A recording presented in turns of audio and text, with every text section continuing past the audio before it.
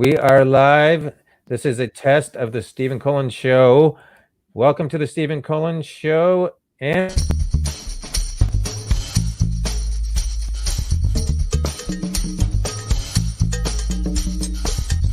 Stephen Colin, doing a good show. Yeah. Stephen Colin, hell yeah, doing a good show. That's right. Stephen Colin, right on. Gonna do a good show. Hell yes, Stephen Colin.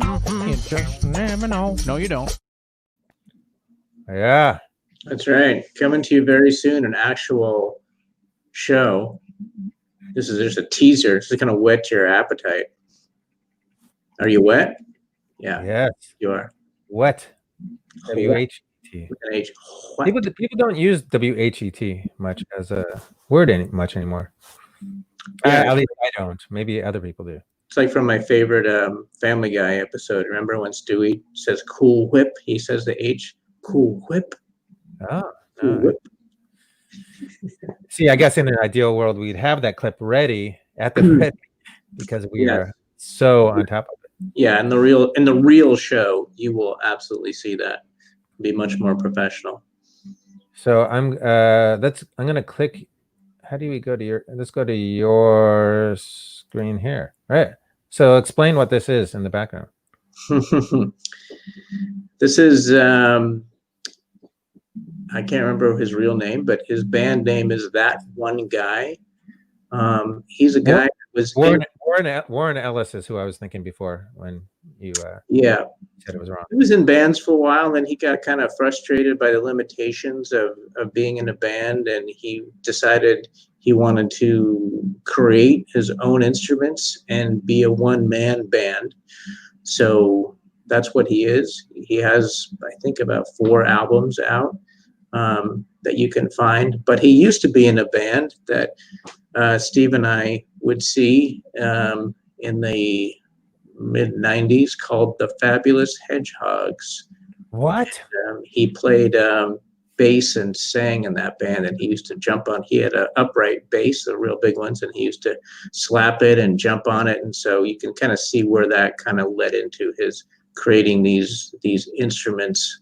That's kind of like a bass there that does all kinds of things. Wow. Yeah, he's a pretty interesting character. I'm gonna switch it back to this mode. I don't want to be that close. In case that was more than 30 seconds, but I don't even know. Maybe video is fine. Maybe it's the audio thing that are the rules. So there. What does that have to do with the show that you wanted to?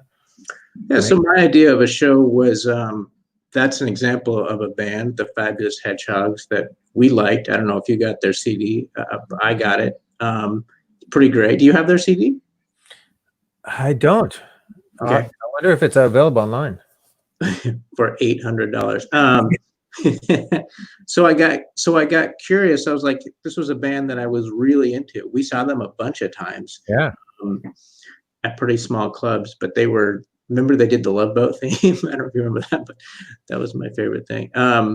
They were just like a jazz trio, I think. Maybe they had horns. I don't know. They were awesome. But I was like, what happened to them? And why did I like lose interest, or I didn't follow through? You know, I think we all have bands, authors, directors, actors that we just are super in tune with, that we follow. So we know if that director comes out, if Noah Baumbach has a new movie coming out, I'm going to know about it. I'm going to be interested in seeing it. But there are all those other artists that we were into for a time, and then for whatever reason, because we have too many interests, we didn't like stay into them. So I had the idea what I call gap year, which is for whatever reason we lost interest, and what are they up to? It's like going back. So I just did a Google search on the Fabulous Hedgehogs and didn't find very much, but I did find this guy. And then, I just found, like with Wikipedia and other sites, information about him, and went onto YouTube and started watching his music. And so it's kind of like going back to something that you were interested at a certain time, and kind of checking in and getting reinvested in the material that you missed in that time, whatever it was, whether it's an author or whatever.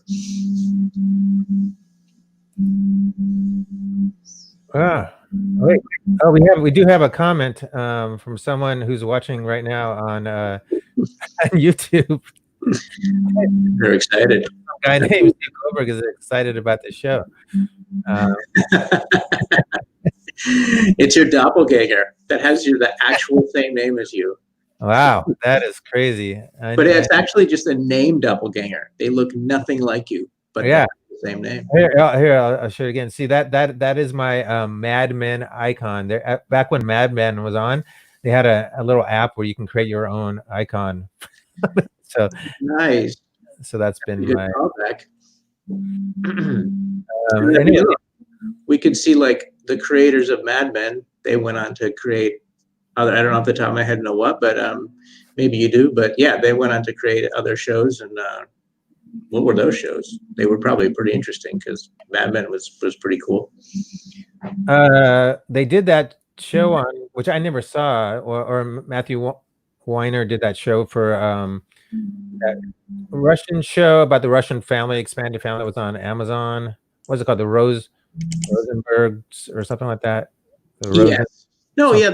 Oh, that's right. It was sort of like the episodes were loosely connected. Yeah. I did, and it was kind of like hit and miss. Like some of them were really good. I think there were like only 6 of them or something. There were a couple that were good and some not so interesting. But yeah, no, it was interesting. Yeah. Cool. All right, I'm gonna end this test just so the files aren't big, and then we can take a look at that later. Thank you for you thousands of people who are watching. I'm gonna end the broadcast. We'll be back. Oh yeah, we'll have to make another animation with an outgoing animation. Yeah, we had a good show, and we'll have to come up with a song. Anyways, that's for later.